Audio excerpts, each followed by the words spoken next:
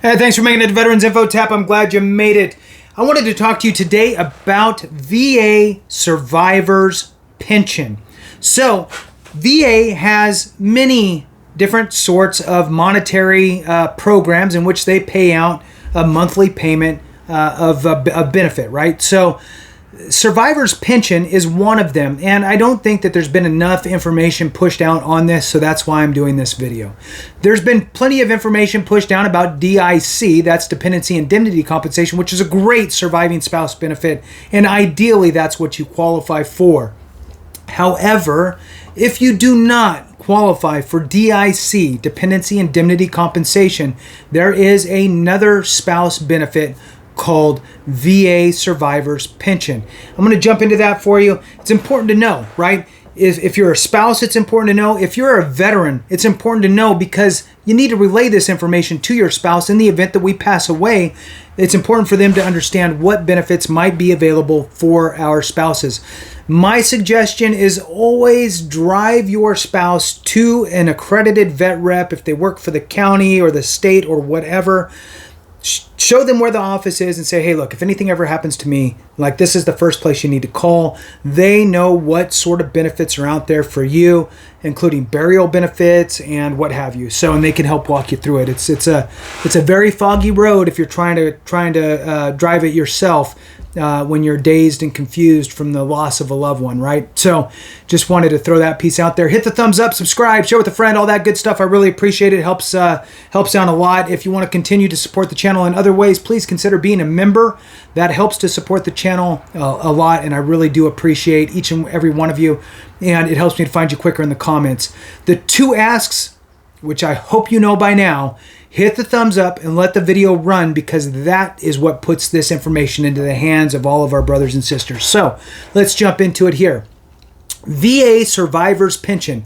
And I'm going to throw it out there like this. This is my kind of own way of explaining this program.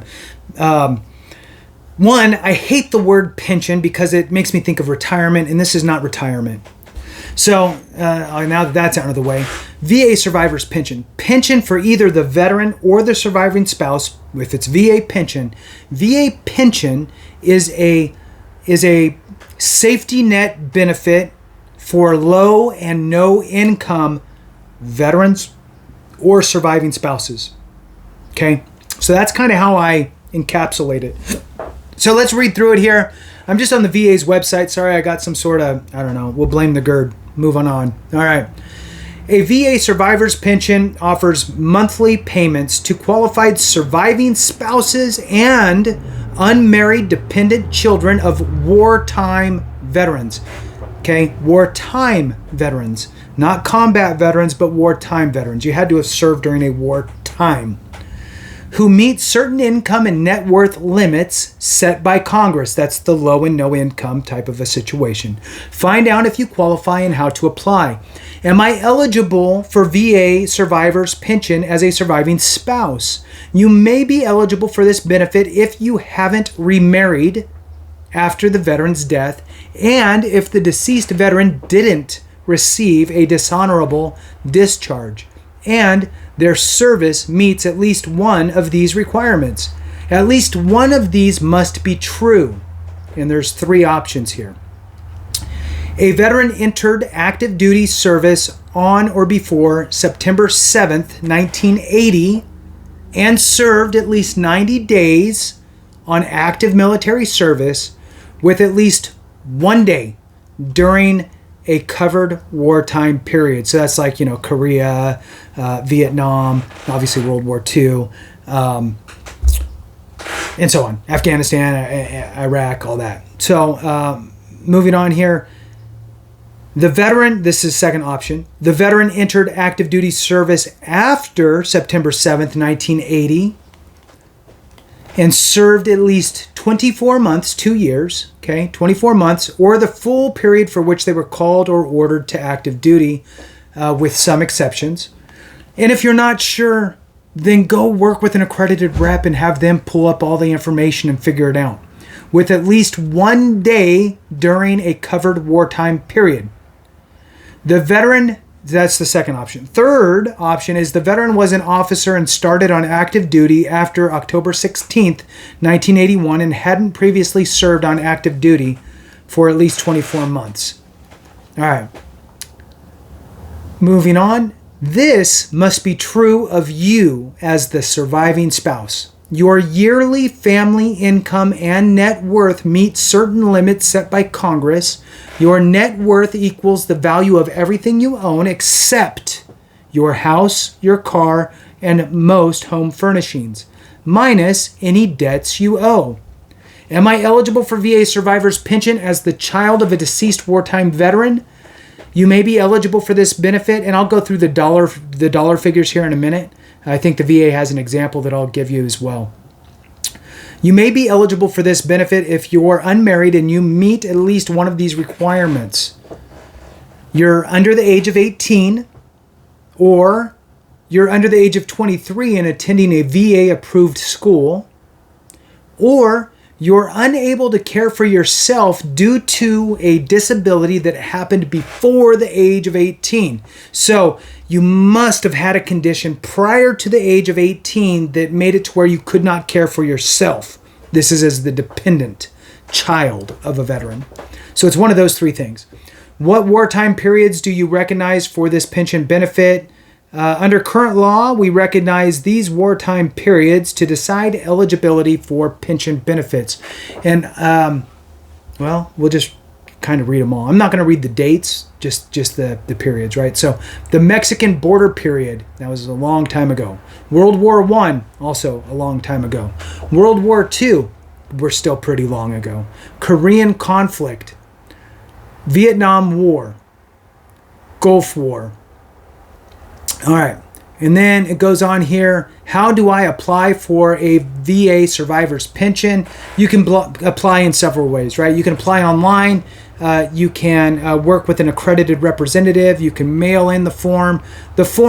My suggestion is, look, pull up the form and read it so you know kind of what they're looking for, and then go work with an accredited representative somewhere in your area. Look up Veteran Service Officer, Veteran Services, that type of stuff, and find an accredited representative near you that can help you with this type of stuff. The form number is 21P, as in Papa, -534EZ. All right, moving on. Should I submit an intent to file? Yes. Yes, you should. You may want to submit an intent to file form before you apply for VA survivors' pension benefits. This can give you time to gather your evidence while avoiding a later potential start date. When you notify us of your intent to file, you may be able to get retroactive payments. Okay, so the way it works is you have 1 year. So you file an intent to file saying that you're going to be filing for pension. Then what's going to happen is you'll have 12 months to get everything put together. The intent to file is a very easy form. You can do that yourself. My suggestion is do it yourself, send it in, then contact the VA a week later and make sure that they received it and have it in their system. Now you have time. Let's say it takes you 6 months to gather everything you need. Well, that 6 months is not lost. Now you file your claim, and let's say it takes another 6 months. They will back pay you all the way 1 year to your intent to file date with that award, which is fantastic. So moving on, how long does it take the VA to make the decision? Well, it depends. We process VA survivors' pension claims in the order they receive them unless the claim requires priority processing. And now I'm going to jump over to the other section here, 2024 VA survivors' pension benefit rates. And here we go. I'm scrolling down looking for some examples here.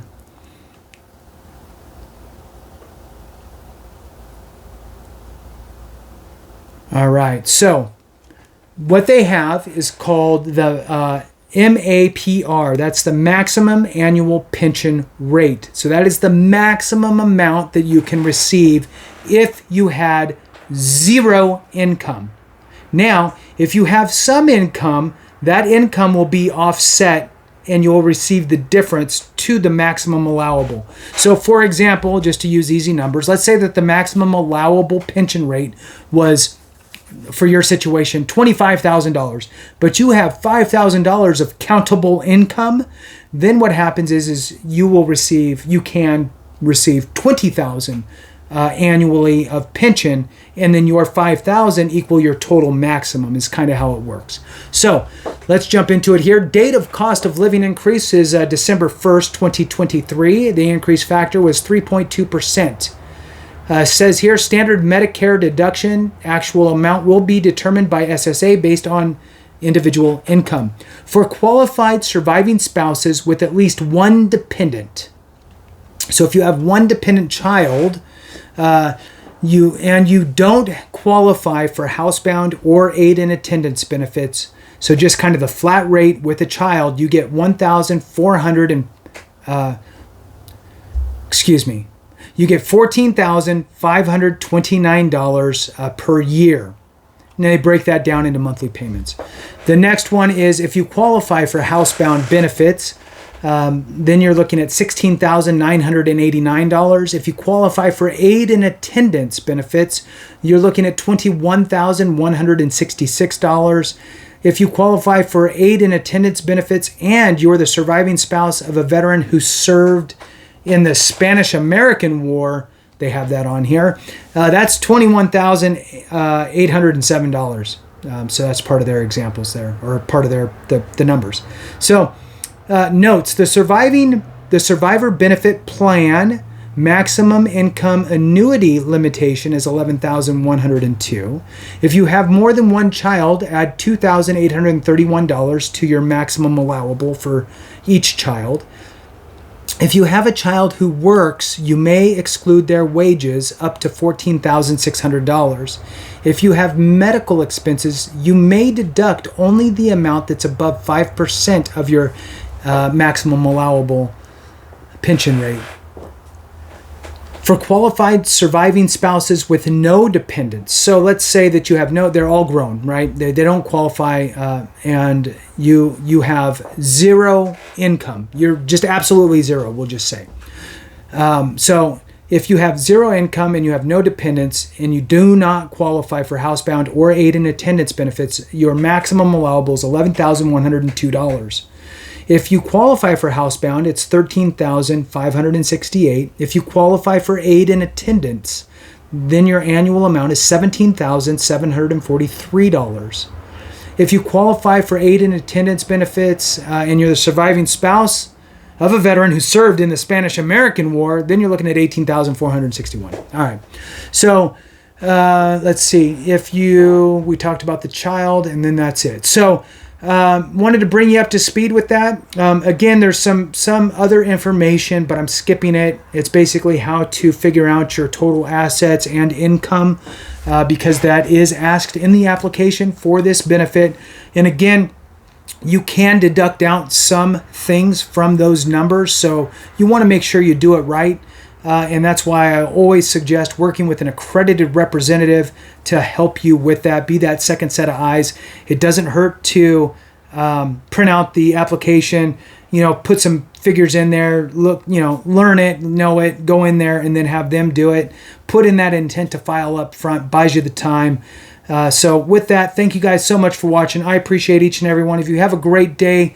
I hope all is well. And remember, if we don't take care of each other, something went wrong.